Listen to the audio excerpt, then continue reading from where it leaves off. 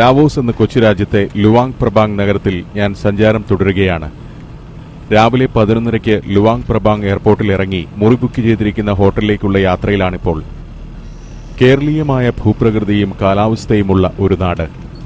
Thailand, Vietnam, Cambodia, Myanmar, China എന്നിവയ്ക്ക് നടുവിലെ കൊച്ചു communist രാജ്യമാണ് ലാവോസ്. ശരിക്കും 70കളിലെ കേരളമാണ് ഈ നാടെന്ന് പറയാം. മിസ്റ്റർ ലീ എന്ന് സ്വയം പരിചയപ്പെടുത്തിയ ഈ ഡ്രൈവറുടെ മട്ടും ഭാവവുമൊക്കെയാണ് ലാവോസിലെ ജനങ്ങൾക്ക്. വലിയ ധൃതിയൊന്നുമില്ലാത്ത ആളുകൾ.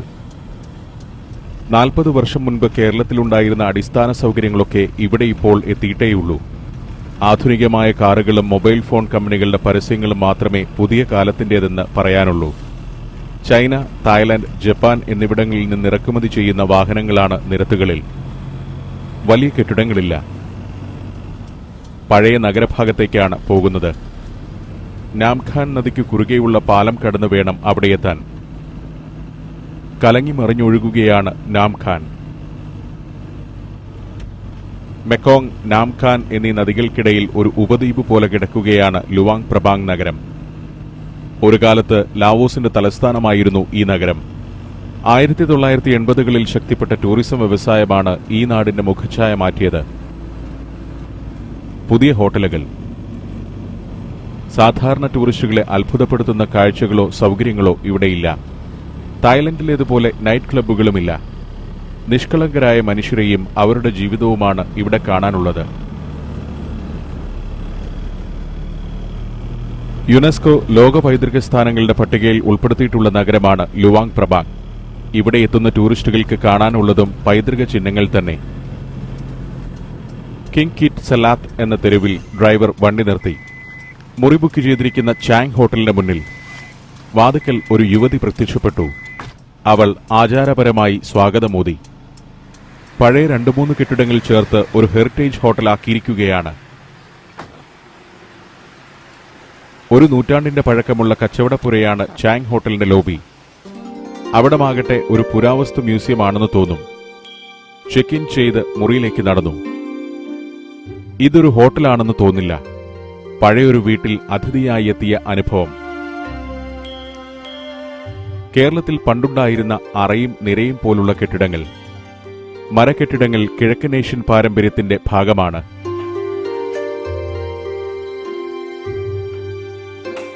എനിക്കുള്ള മുറി നേരത്തെ തന്നെ ഒരുക്കി വെച്ചിട്ടുണ്ട്. യുവതി സൗകര്യങ്ങളൊക്കെ പരിചയപ്പെടുത്തി.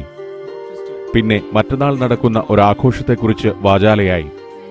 നാംഖാൻ നദിയിൽ ഒരു വള്ളംകളി മത്സരം. നിരവധി വള്ളങ്ങൾ ആ ജലമേളയിൽ പങ്കെടുക്കുമത്രേ. പിന്നെ അവൾ മുറിയുടെ താക്കോൽ തന്നു. നന്ദി പറഞ്ഞ് ശുഭദിനാശംസകൾ നേർന്ന് പുറത്തു കടന്ന് അവൾ വാതിൽ ചാരി.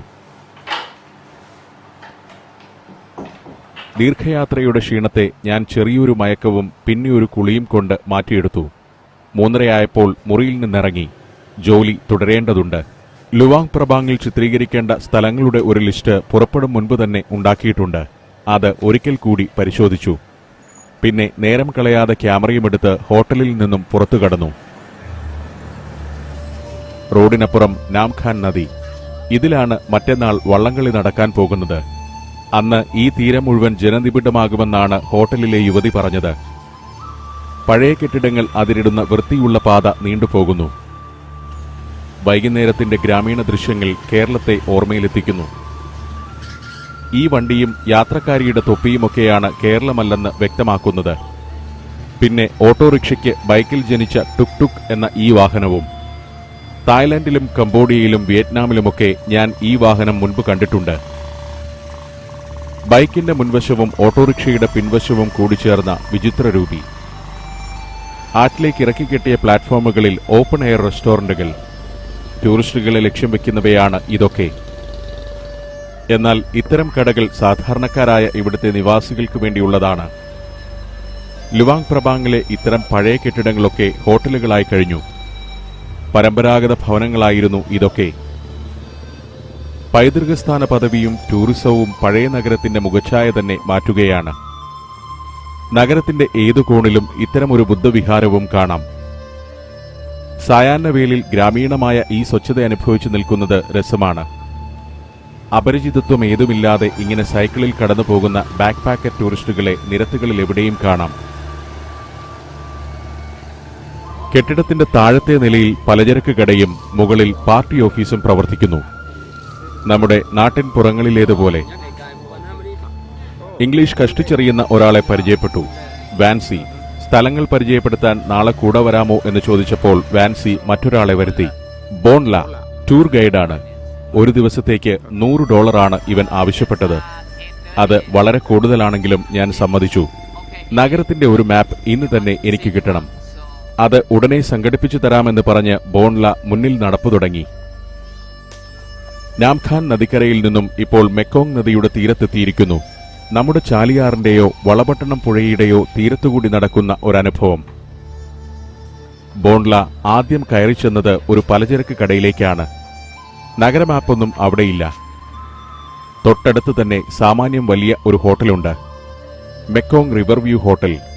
പരമ്പരാഗത രീതിയിലുള്ള മരക്കെട്ടിടം.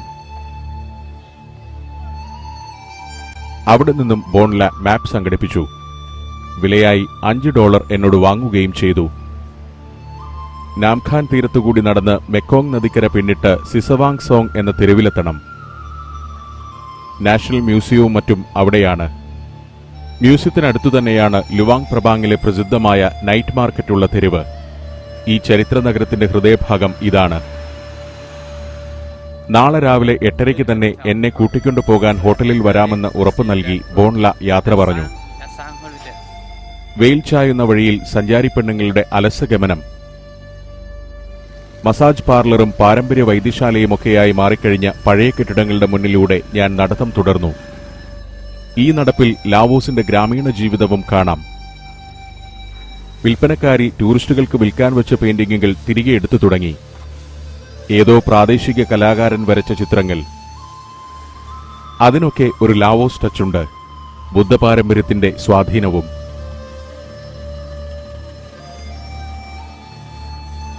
നമ്മുടെ നാട്ടിലെ പെട്ടിക്കടകളുടെ ഒരു ലാവോസ് പതിപ്പ് ഇവിടെയുണ്ട്. മെക്കോങ്ങിന്റെ തീരമാണ്. ബോട്ട് ട്രിപ്പിന് ടൂറിസ്റ്റുകളെ ക്ഷണിക്കുന്ന നാടൻ പരസ്യം. വീണ്ടും മുന്നോട്ടു പോകുമ്പോൾ കുറെ കൂടി വലിയ കെട്ടിടങ്ങൾ കണ്ടു തുടങ്ങുന്നു. അതിൽ ചിലത് ഫ്രഞ്ച് ശൈലിയിലുള്ളതാണ്. അരനൂറ്റാണ്ടിലേറെക്കാലം ലാവോസ് ഫ്രഞ്ച് ആധിപത്യത്തിന് കീഴിലായിരുന്നു. അന്ന് നിർമ്മിച്ചവയാണ് ഇതിൽ പലതും. കേരളത്തിലേതുപോലെ രണ്ടും കെട്ട കോൺക്രീറ്റ് കെട്ടിടങ്ങളും ഇടയ്ക്ക് കാണാം. ഫ്രഞ്ച് കാലത്തെ കെട്ടിടങ്ങളൊക്കെ ഇന്ന് ഹെറിറ്റേജ് ഹോട്ടലുകളായി മാറിക്കഴിഞ്ഞു. 3-4 മുറികളുള്ള കെട്ടിടങ്ങൾ പോലും ഗസ്റ്റ് ഹൌസുകളാണ്. ലാവോസിന്റെ വറുതിയിൽ ജീർണിച്ചു പോകേണ്ടവയായിരുന്നു ഈ കെട്ടിടങ്ങളൊക്കെ. എന്നാൽ ലുവാങ് പ്രബാങ്ങിന്റെ പൈതൃക പെരുമയെ യുനെസ്കോ അംഗീകരിച്ചതോടെ ഈ ചരിത്ര നഗരമാകെ തന്നെ ഒരു സംരക്ഷിത സ്മാരകമാണ് ഇന്ന്. ടൂറിസം രംഗത്ത് ഈ നഗരവാസികൾക്കെല്ലാം പ്രാതിനിധ്യമുണ്ടെന്നതാണ് ഇവിടുത്തെ ഒരു പ്രത്യേകത. കുടുംബാംഗങ്ങളും അയൽക്കാരുമൊക്കെ ചേർന്നുള്ള കൂട്ടായ്മയാണ് സ്ഥാപനങ്ങളുടെ നടത്തിപ്പ്. ഒഴിവുനേരം അവർക്ക് വെടിവട്ടത്തിനുള്ളതാണ്. ടൂറിസ്റ്റുകൾക്ക് വേണ്ടിയുള്ള സ്ഥാപനങ്ങൾ പ്രവർത്തിക്കുന്ന കെട്ടിടത്തിന്റെ പിന്നിലോ മുകളിലോ ഉള്ള മുറികളിലാണ് പ്രദേശവാസികൾ കുടുംബസമേതം പാർക്കുന്നത്. സായന്തനത്തിൽ എല്ലാ തെരുവിലും കാണാം ഇത്തരം ആൾക്കൂട്ടം. ഇതിനിടയിലൂടെ ചിരപരിചിതരെ പോലെ ടൂറിസ്റ്റുകളും നടക്കുന്നു. ഇവിടെ എല്ലാം ടൂറിസ്റ്റുകൾക്കായി ഒരുക്കി വെച്ചതാണെന്ന് ശ്രദ്ധിച്ചു നോക്കിയാൽ മനസ്സിലാവും. കഫേ മുതൽ സൈക്കിൾ വാടകയ്ക്ക് നൽകുന്ന കടകൾ വരെ അതിലുണ്ട്. വീടിന്റെ തിണ്ണ മുതൽ സ്വന്തം കൊതുമ്പുവെള്ളം വരെ ടൂറിസത്തിന് ഉപയോഗപ്പെടുത്തുന്നു ഇന്നാട്ടുകാർ. മെക്കോങ്ങിന്റെ തീരത്ത് ചെറിയ റെസ്റ്റോറന്റുകൾ. സുന്ദരമായ മലർവാടിക്ക് നടുവിലാണ് അത് സജ്ജമാക്കിയിരിക്കുന്നത്. നദിയെ കണ്ടിരുന്ന് ഭക്ഷണം കഴിക്കാം. മെക്കോങ്ങിനക്കരെ ലാവോസിന്റെ തനതു ഗ്രാമങ്ങൾ. അത്തരം നൂറുകണക്കിന് ഗ്രാമങ്ങളിലാണ് ലാവോസിന്റെ ജനങ്ങൾ വസിക്കുന്നത്. ആ ഗ്രാമത്തിൽ അടുത്ത ദിവസം പോകണമെന്ന് മനസ്സിലുറപ്പിച്ചു. ഇത്തരം നീളൻ ബോട്ടുകളാണ് മെക്കോങ് തീരത്തെ ഗ്രാമങ്ങളെ പരസ്പരം ബന്ധിപ്പിക്കുന്നത്. ആ ഗ്രാമങ്ങൾക്ക് പുറം ലോകവുമായി ബന്ധപ്പെടാൻ നദി കടക്കാതെ മാർഗമില്ല തന്നെ. വെളിമ്പറമ്പിൽ ഇങ്ങനെ വട്ടമിട്ടിരുന്ന് ഭക്ഷണം കഴിക്കുന്നതാണ് ലാവോ ശൈലി. തട്ടുകടകൾ നമ്മുടെ നാട്ടിലേതുപോലെ പ്ലാസ്റ്റിക് മേൽക്കൂരയുള്ളത് തന്നെ. പക്ഷേ കസേരയും മേശയും മേശവിരിയുമൊക്കെ അതിന് മുഖച്ഛായ മാറ്റുന്നു. പരിസരം ഒന്ന് വൃത്തിയാക്കിയാൽ ഏതു തട്ടുകടയും ഇതുപോലെയാക്കാം. മെക്കോങ്ങിന്റെ തീരത്തെ സമർത്ഥമായി ഉപയോഗിച്ചിരിക്കുകയാണ് ലാവോസുകാർ. നേരം ഇരുട്ടുന്നതോടെ ഇവിടെയൊക്കെ സഞ്ചാരികൾ വന്നു നിറയും. നദീതീരങ്ങളെ മാലിന്യം തള്ളാനുള്ള ഇടമാക്കാതെ ഇങ്ങനെയും ഉപയോഗപ്പെടുത്താമെന്ന് ലാവോസ് നമ്മെ പഠിപ്പിക്കുകയാണ്. വഴിയോര റെസ്റ്റോറന്റുകളിൽ വിദേശ മദ്യവും സുലഭം. കേരളത്തിലെ ഒരു കടയ്ക്ക് മുന്നിലും ഇതിങ്ങനെ വെക്കാൻ ധൈര്യപ്പെടില്ല. നദീതീരത്തുകൂടി നീണ്ടുകിടക്കുന്ന തെരുവുകളാണ് ലുവാങ് പ്രബാങ്ങിലേത്. സായാഹ്നങ്ങളിലാണ് ഇവിടെയൊക്കെ ജനം നിറയുക. പാതയിൽ കാണുന്നവരിലേറെയും ടൂറിസ്റ്റുകൾ തന്നെ. പൊതുസ്ഥാപനങ്ങളുടെയൊക്കെ മുന്നിൽ ദേശീയ പതാകയും കമ്മ്യൂണിസ്റ്റ് പാർട്ടിയുടെ ചെങ്കൊടിയും കാണാം. വിയറ്റ്നാമീസ് നേതാവ് ഹോച്ചിമിന്റെ സ്വാധീനത്താൽ കമ്മ്യൂണിസം വളർന്ന നാടാണ് ലാവോസ്. ഇവിടുത്തെ ഏക അംഗീകൃത പാർട്ടിയും കമ്മ്യൂണിസ്റ്റ് പാർട്ടിയാണ്. ഇന്ന് ലോകത്തുള്ള വളരെ കുറച്ച് കമ്മ്യൂണിസ്റ്റ് രാജ്യങ്ങളിലൊന്നാണ് ലാവോസ്. ഇവിടെ 2 വൃദ്ധരുണ്ട്. എന്റെ ക്യാമറയോട് അവരിൽ ഒരാൾക്ക് കൗതുകം. ഇംഗ്ലീഷ് തെല്ലുമറിയില്ല. ലാവോസിന്റെ ഇന്നലകൾ കണ്ടവരാണ്. കോളനിക്കാലവും രാജഭരണവും വിപ്ലവവുമൊക്കെ കണ്ടവർ.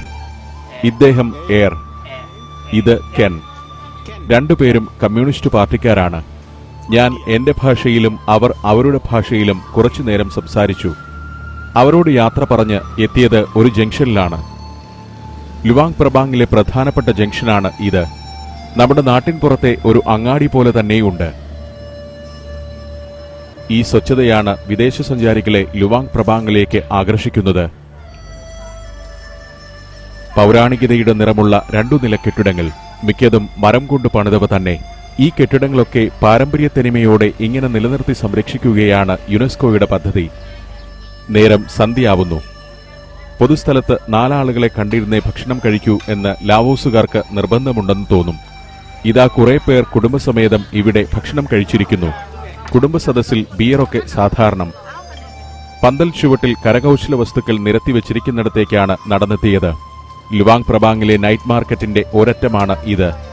രാത്രി 11 മണിവരെയും പ്രവർത്തിക്കുന്ന പ്രശസ്തമായ മാർക്കറ്റ്. വർണ്ണക്കുടകൾക്ക് ചുവട്ടിൽ സ്റ്റോളുകളൊക്കെ ഒരുങ്ങുന്നതേയുള്ളൂ.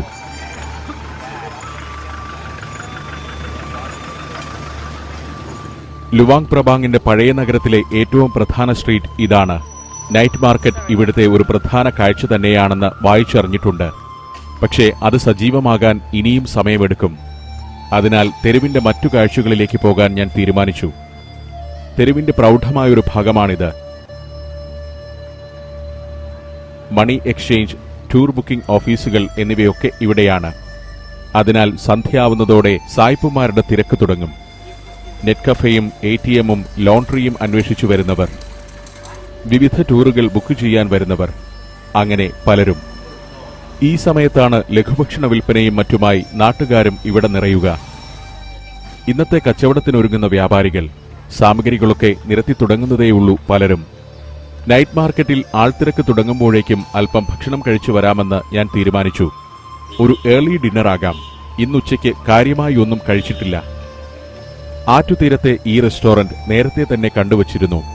മെക്കോങ്ങിന്റെ ഓളങ്ങളെ കണ്ടിരുന്നുകൊണ്ട് ഭക്ഷണം കഴിക്കാം. റെസ്റ്റോറന്റിന് താഴെ ഒരു കടവാണ്. നദിക്കക്കരെയുള്ള ഗ്രാമങ്ങളിലേക്ക് ആളുകളെയും വാഹനങ്ങളെയും ഒക്കെ കടത്തുന്ന നാടൻ ഫെറി സർവീസ് ഇവിടെ നിന്നാണ് പുറപ്പെടുന്നത്. അക്കരെയുള്ള ഗ്രാമങ്ങളിൽ നിന്ന് ലുവാങ് പ്രബാങ്ങിൽ ജോലിക്കെത്തിയവരും മറ്റും വീടുകളിലേക്ക് മടങ്ങുകയാണ്. മെക്കോങ് നദി ലാവോസ് ജീവിതത്തിന്റെ സജീവ സാന്നിധ്യമാണ്. ഉപജീവനത്തിന്റെ തീരം തേടി എത്രയോ തലമുറകൾ ഈ നദിയുടെ ഇരുകരകളിലേക്കും സഞ്ചരിച്ചിരിക്കുന്നു. രാത്രി വൈകുവോളം നദിയിൽ ചെറുതും വലുതുമായ ജലവാഹനങ്ങൾ ഇങ്ങനെ കാണാം. നദിക്കാഴ്ച കണ്ടിരിക്കെ റെസ്റ്റോറന്റിലെ പയ്യൻ ഞാൻ ഓർഡർ ചെയ്ത വിഭവങ്ങൾ മേശപ്പുറത്ത് കൊണ്ടുവന്നു വെച്ചു. ചോറും മാംസവും പച്ചിലകളുമൊക്കെയുണ്ട്. ഭക്ഷണം കഴിച്ചിരിക്കെ ഇരുൾ വീണ നദിയിൽ ഒരു സംഘം ആളുകൾ ചുണ്ടൻ വള്ളത്തിൽ പോകുന്നത് കണ്ടു. മറ്റന്നാളത്തെ വള്ളംകളിയുടെ പരിശീലനം കഴിഞ്ഞ് ഗ്രാമത്തിലേക്ക് മടങ്ങുന്നവരാണ്. ഇദ്ദേഹം ഒരു ബോട്ട് ഡ്രൈവറാണ്, സുംബൂൾ. ഞാൻ ഭക്ഷണം കഴിച്ചു തുടങ്ങിയപ്പോൾ വിശേഷങ്ങൾ അന്വേഷിച്ച് മുന്നിൽ വന്നിരുന്നതാണ്. പക്ഷേ ലാവോ ഭാഷ മാത്രമേ അറിയൂ. കുറച്ചു കഴിഞ്ഞപ്പോൾ അയാൾ എണീറ്റ് തന്റെ വഴിക്ക് പോയി. ഞാൻ പറഞ്ഞ കാര്യങ്ങൾ സുംബൂളിന് പിടികിട്ടിയിരിക്കില്ല. എന്റെ ബില്ല് കണക്ക് കൂട്ടാൻ പയ്യൻ കുറച്ചു നേരമെടുത്തു. 45,000 കിപ്പാണ് ബിൽ തുക. 1 ലക്ഷം കൊടുത്തു. ബാക്കി എണ്ണിത്തരലും ഒരു ചടങ്ങായി. അടുത്തുള്ള റെസ്റ്റോറന്റുകളൊക്കെ തുറന്നു കഴിഞ്ഞു. പക്ഷേ അതിലൊന്നും ആളുകൾ എത്തിത്തുടങ്ങിയിട്ടില്ല.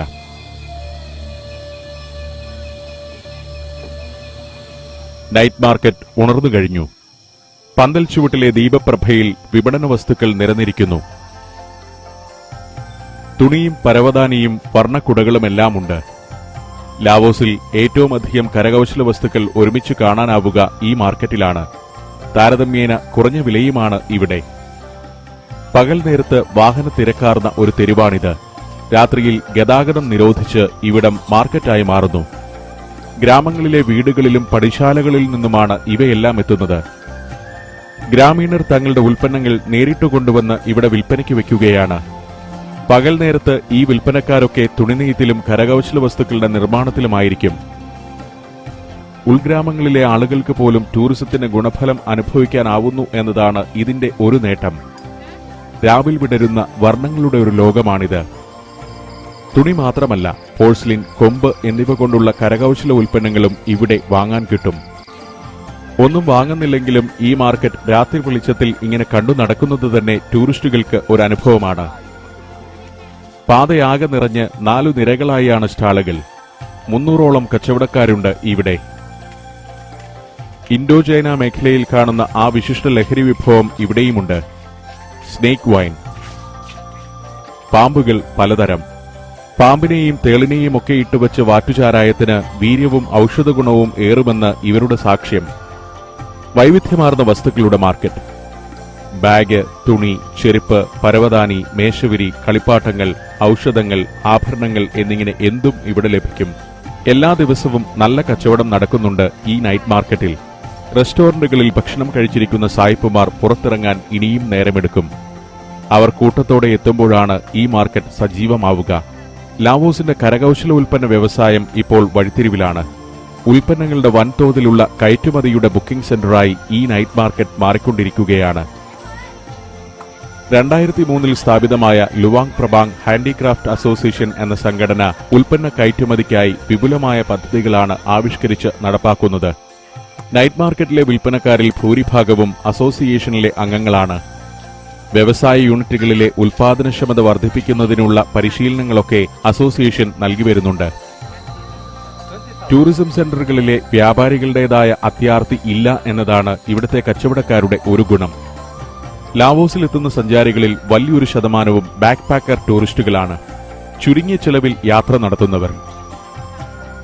അവർ കച്ചവടക്കാരൻ പറയുന്ന വില കൊടുത്ത് ഉൽപ്പന്നങ്ങൾ വാങ്ങില്ല. വിലപേശലിന്റെ ആശാന്മാരാണ് അക്കൂട്ടർ. ഇക്കാര്യം കച്ചവടക്കാർക്കും നല്ലവണ്ണം അറിയാം. കച്ചവടക്കാർക്ക് വീട് പോലെയാണ് മാർക്കറ്റ്. ചിലർ പരസ്പരം നഖം മിനുക്കുന്നു. വേറെ ചിലർ കുട്ടികളുമൊക്കെ ഒത്താണ് കച്ചവടത്തിനിറങ്ങിയിരിക്കുന്നത് തന്നെ. മാർക്കറ്റിന്റെ ഒരറ്റം എത്തി നിൽക്കുന്നത് ആഭരണ കടകളിലാണ്. പകലും തുറന്നു പ്രവർത്തിക്കുന്ന കടകളാണിത്. വെള്ളികൊണ്ടും മറ്റുമുള്ള ആഭരണങ്ങൾ. വിശേഷ അവസരങ്ങളിൽ സർവാഭരണ വിഭൂഷിതരായിരിക്കും ലാവോസിലെ പെണ്ണുങ്ങൾ. ആ അണിഞ്ഞുരങ്ങലിന്റെ ഒരു മാതൃകയും ഇവിടെയുണ്ട്. വിവിധ വംശീയ വിഭാഗങ്ങൾ ചേർന്നതാണ് ലാവോസിന്റെ ജനത. പ്രാകൃതമായ വിശ്വാസങ്ങൾ പുലർത്തുന്നവരും അത്തരം വേഷവും ആഭരണങ്ങളും അണിയുന്നവരും വരെ അവരിലുണ്ട്. 1 കിലോമീറ്ററിലേറെ ദൂരത്താകെ വ്യാപിച്ചു കിടക്കുകയാണ് നൈറ്റ് മാർക്കറ്റ്. സാധാരണക്കാരനെ ടൂറിസം വ്യവസായവുമായി നേരിട്ട് ബന്ധിപ്പിക്കുന്ന കണ്ണിയാണ് ഇത്തരം സംവിധാനങ്ങൾ. ഇതാ ഒരു കാഴ്ച. ദേശീയ പതാകയുടെയും പാർട്ടി പതാകയുടെയും നിറങ്ങളിലുള്ള ടീഷർട്ടുകൾ. മാർക്കറ്റിലേക്ക് ടൂറിസ്റ്റുകൾ കൂടുതലായി എത്തിത്തുടങ്ങിയിരിക്കുന്നു. ഇത് രാത്രി ഭക്ഷണത്തിന്റെ തെരുവാണ്. തനത് ലാവോ ഭക്ഷണപാനീയങ്ങൾ. ഇതിവിടുത്തെ ഒരു സാധാരണ വിഭവം. ചെറുപഴം കനലിൽ ചുട്ടെടുത്തതാണ്. പലതരം സോസേജും ഇലയട പോലുള്ള വിഭവങ്ങളുമൊക്കെയുണ്ട്. ഒരുതരം ഇലയിൽ നൂഡിൽസും മസാലക്കൂട്ടുമൊക്കെ പൊതിഞ്ഞു വയ്ക്കുകയാണ് ഈ പെൺകുട്ടി. കാഴ്ചയിൽ നമ്മുടെ സുഗന്ധമുറുക്കാൻ പൊതി പോലുണ്ട്. പക്ഷേ വെറ്റിലയിലല്ല കുമ്പിൾ കുത്തിയിരിക്കുന്നത്. ചവച്ചു കഴിക്കാവുന്ന ഒരിനം പച്ചിലയാണ്.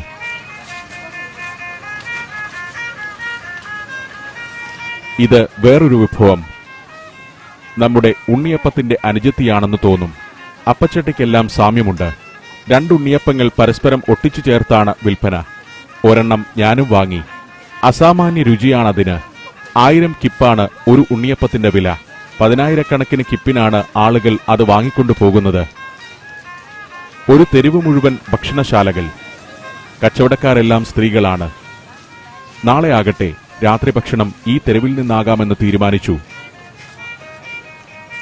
തെരുവിന്റെ രാക്കാഴ്ചകൾ പകർത്തിക്കൊണ്ട് ഞാൻ സഞ്ചാരം തുടർന്നു.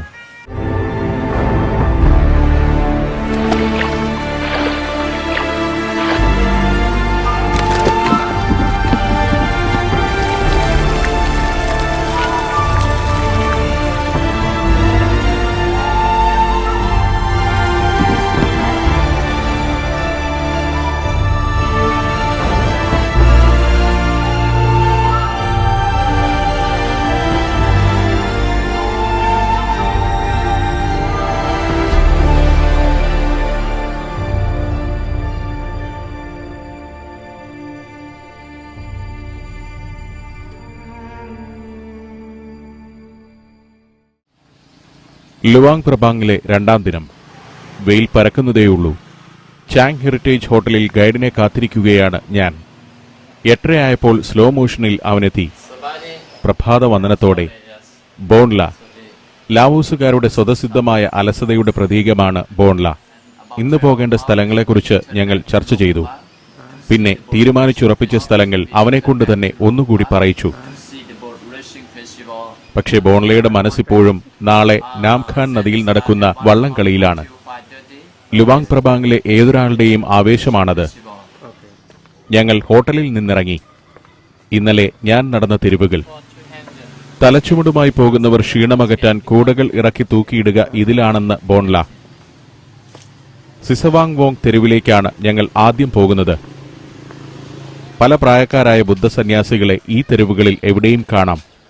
കിങ് കിത് സലാത്ത് തെരുവിലൂടെയാണ് നടത്തം. മനോഹര മന്ദിരങ്ങൾ അതിരിട്ട് നിൽക്കുന്ന തെരുവ്. യുനെസ്കോ മുൻകൈയെടുത്താണ് ഇവിടമൊക്കെ ഇങ്ങനെ സുന്ദരമാക്കിയിരിക്കുന്നത്.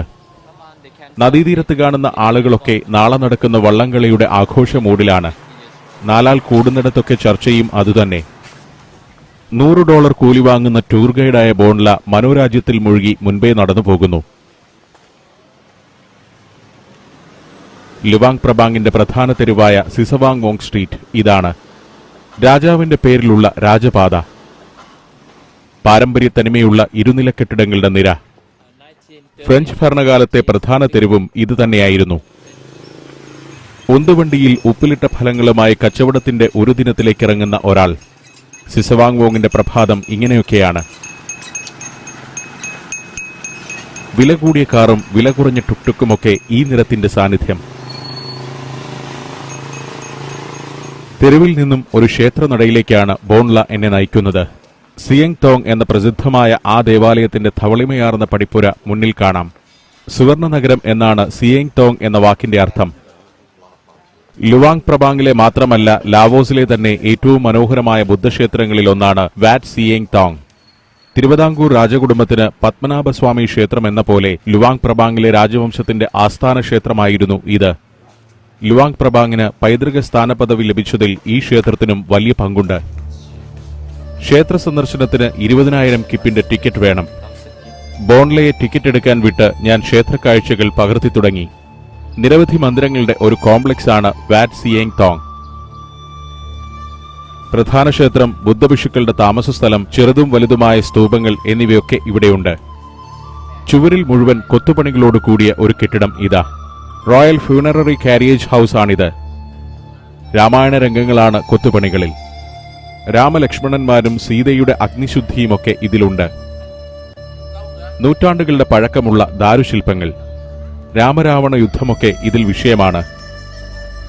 മണ്ഡപത്തിനകത്ത് 7 നാഗമുഖങ്ങളോട് കൂടിയ ഒരു സുവർണരഥം. രാജകീയ ശവമഞ്ചമാണിത്. ലാവോസിലെ ശവഘോഷയാത്രകൾ അതീവ പ്രാധാന്യമുള്ള ആചാരമാണ്. രാജകുടുംബാംഗങ്ങളുടെ ശവഘോഷയാത്രയ്ക്കാകട്ടെ പകിട്ടും പ്രാമാണിത്വവും ഏറെയാണുതാനും. രഥമധ്യത്തിൽ ഒരു വലിയ കുംഭമുണ്ട്. സിസവാങ് വോങ് രാജാവിന്റെ ഭൗതിക ശരീരം കൊട്ടാരത്തിൽ നിന്നും ശ്മശാനത്തിലേക്ക് കൊണ്ടുവന്നത് ഈ കുംഭത്തിൽ കുത്തനെ നിർത്തിയാണ്. ലാവോസിലെ ഏറ്റവും പ്രസിദ്ധനായ രാജാവായിരുന്നു സിസവാങ് വോങ്. ചന്ദനം കൊണ്ട് നിർമ്മിച്ചതാണ് കുംഭങ്ങൾ. രാജമാതാവിന്റെ ഭൗതിക അവശിഷ്ടമാണ് പിന്നിലെ ചെറുകുംഭത്തിൽ. 1560 നിർമ്മിച്ചതാണ് ഈ ക്ഷേത്ര സമുച്ചയം. ഇതാണ് സിയങ് തോങ് ക്ഷേത്രത്തിന്റെ ശ്രീകോവിൽ. ലുവാങ് പ്രബാങ്ങിന്റെ തനത് വാസ്തുവിദ്യയുടെ മകുടോദാഹരണമാണ് ഈ മനോഹര മന്ദിരം. പല വിധാനങ്ങളിലുള്ള മേൽക്കൂരയോടുകൂടിയ മരക്കെട്ടിടം. കണ്ണഞ്ചിപ്പിക്കുന്ന അലങ്കാരപ്പണികളാണ് ക്ഷേത്രഭിത്തിയിലും തൂണുകളിലുമൊക്കെയുള്ളത്. നൂറ്റാണ്ടുകൾക്ക് മുൻപത്തെ തച്ചന്മാരുടെ കരവിരുതിന്റെയും കലാബോധത്തിന്റെയും മകുടോദാഹരണമായ ശ്രീകോവിൽ. ഞാനതിന്റെ അകത്തേക്ക് കയറി. കോവിലിന്റെ അങ്ങേയറ്റത്ത് ഒരു പീഠം, അതിൽ ശ്രീബുദ്ധന്റെ ഒരു സുവർണ പ്രതിമ. വാറ്റ് സിയേങ് തോങ്ങിലെ പ്രധാന പ്രതിഷ്ഠ ഇതാണ്. ലുവാങ് പ്രബാങ്ങിലെ രാജാക്കന്മാർ എന്നും വണങ്ങിയിരുന്ന പ്രതിഷ്ഠ. പ്രധാന ബിംബത്തിനു ചുറ്റിലുമായി കുറെ ചെറിയ വിഗ്രഹങ്ങളുമുണ്ട്. 1560-ൽ സദാതീരഥ രാജാവ് ഈ പ്രധാന ക്ഷേത്രം മാത്രമാണ് ഇവിടെ പണികഴിപ്പിച്ചത്.